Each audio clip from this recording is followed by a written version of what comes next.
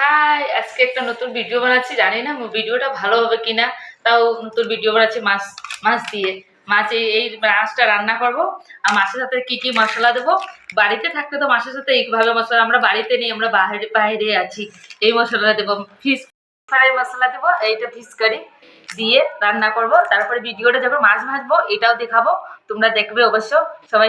মাছটা অনেক ছোট ছোট কেটে দিয়েছে, বললাম ছোট কাট পিস করতে, অনেক ছোট পিস করে দিয়েছে।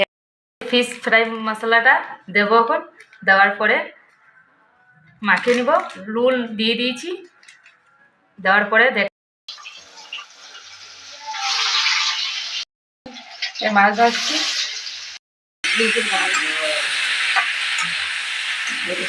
রসুন দেবো তো। বাড়িতে থাকলে তো শিলবাটা থাকে আর গ্রাইন্ডার থাকে, এখানে তো গ্রাইন্ডার নেই, এই জন্য গ্লাসে করে আমরা রসুনটা গুঁড়া করব। ঠিক আছে, এভাবে আমরা তরকারি রেডি হয়ে গেছে।